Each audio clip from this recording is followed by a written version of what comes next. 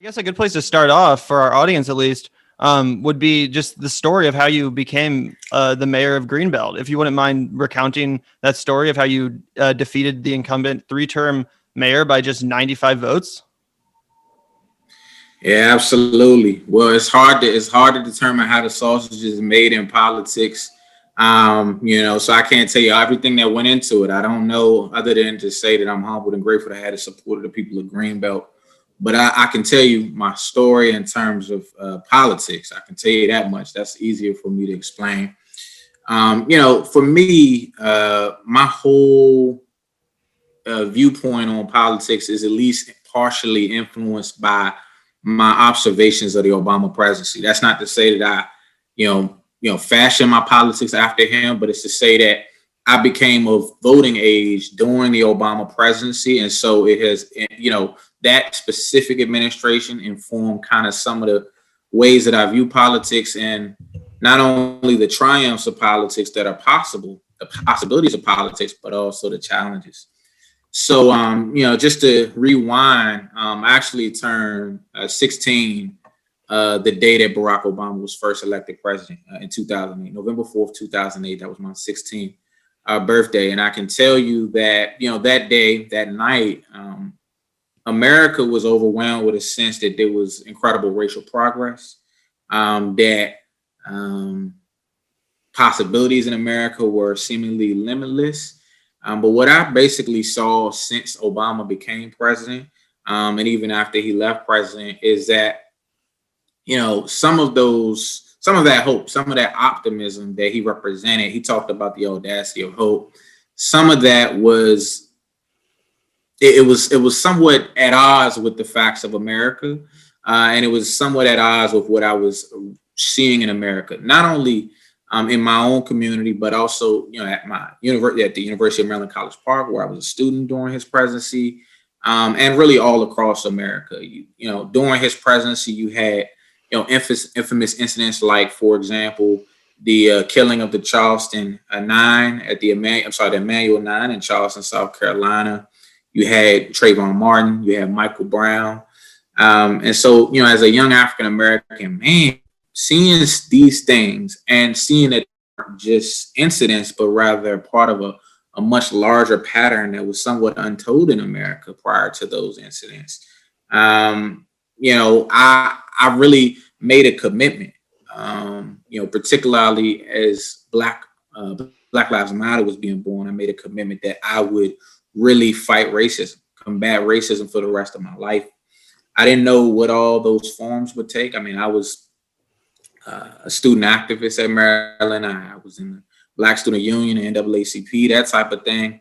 And I guess what got me into the political piece is that over time, I've realized that, particularly once I became head of government relations for the NAACP at Maryland, I realized that over time, we would be dealing with elected officials with whom we would have to interact. And there were things that we were advocating for. I mean, I can go down the list, but what's more important is to let you know that I noticed that a lot of people just didn't care what we had to say as young people, as African Americans. I mean, that was very frustrating to me, very frustrating to me. But more than just being frustrated, it really galvanized me into some form of action, additional action beyond what I was already engaged in. So I kind of went from being an activist to somebody to say, you know what, I need to get more involved in the electoral process, not as a candidate myself, but to try to support candidates that were more aligned with my values and to oppose those candidates that were not aligned with my values. But ultimately, it brought me to where we are today in terms of me being from Greenbelt. And as we were advocating on things, in my city, me and other organizers, it became increasingly clear that the only way that some of the changes that I wanted to happen were going to happen was likely going to be with me actually taking a plunge into electoral politics. And so actually, it wasn't so much my observation of that or my conclusion. People in the community really encouraged me to run for office. And so I ran for the city council. And then subsequently, again, similar story where I was somewhat, dismayed by some of the things that I was seeing with the highest, ranking elected official in my city at the time, the mayor. And so I decided that we needed to take that next step. So, humbled and grateful today to really, be able to serve as you said, the youngest Black man in America. I wasn't thinking about that as I was running, but since then I've learned that I'm that. So I'll take credit for it, as long as it continues to be true. But that's what it was. I mean, I ran on a campaign. It wasn't so much about this one issue or that issue. It was about a form of governing that I think was missing and that I really longed for as a constituent, and I wanted to see people who serve constituents actually use. And so my campaign slogan actually has always been, vote Byrd, your voice will be heard. Vote Byrd, your voice will be heard. And that is the ultimate democratic message, small d democratic message, which is the people's voices matter. And they should be reflecting in what you do as an elected official. That's what it was about. And that's why, for example, I'm running for Congress against Steny. It's actually, I had no intentions on doing this, but the reason I'm doing it is because he doesn't listen to the people that I represent. He doesn't listen to me or the people that I represent by extension. That's why. And we can get into all of the issues.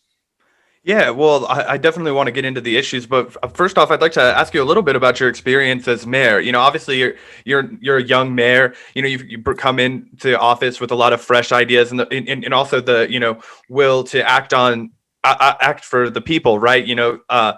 Truly representing the constituents in your district. And I'm wondering, what kind of hurdles and blocks you faced during this particularly difficult time of governance during COVID. I'm wondering if you can give us some insight into how that's been impacting your community, for one, and two, how you think that'll continue to play into your role in Congress should you get there.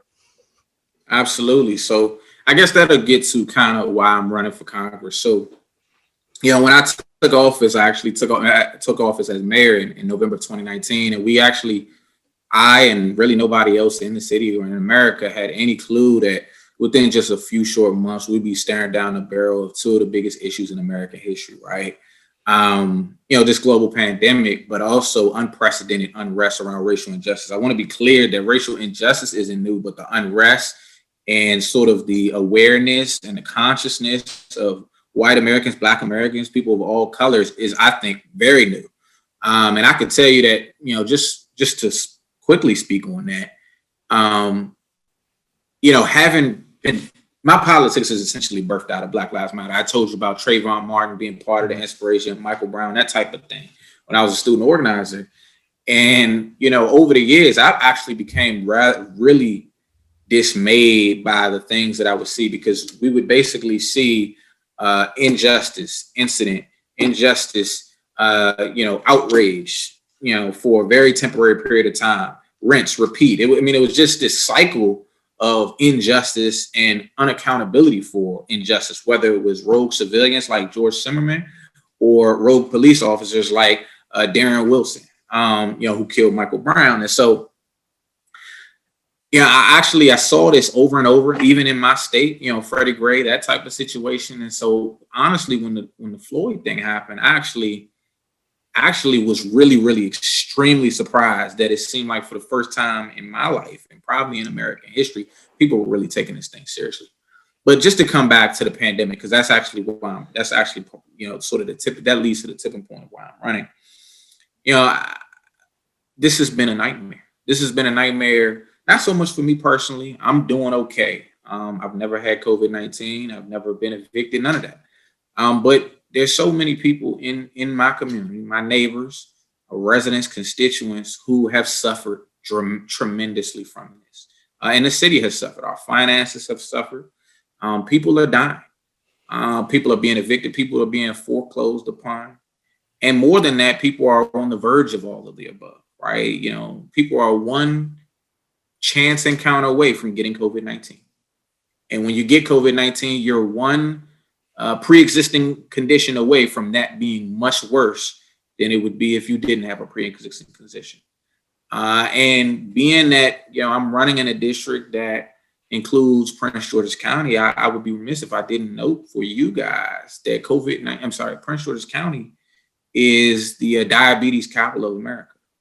And so those pre-existing conditions are particularly well magnified in a county like this one. It's a majority Black county, but it's a county that has a lot of healthcare disparities in spite of it being, considered one of the wealthier African American counties in this country. So, with the pandemic, we saw all of these issues. And as you know, the CARES Act came out in last year, spring, summer of last year. And one of the things that was extremely concerning about the CARES Act is that it left out over 99.9% of the municipalities in America. This didn't get a lot of attention nationally. It didn't make the news. New York was good. San Francisco was good because the CARES Act did take care of municipalities with populations of 500,000 people or more. The fact that that happened and that small and medium-sized municipalities were left out of it was extremely concerning to me, because at the same time that was happening, our city finances were being hampered, and even the second round of stimulus, we saw a lack of urgency on the part of members of Congress in both parties to address this issue of local government aid at this particularly critical time.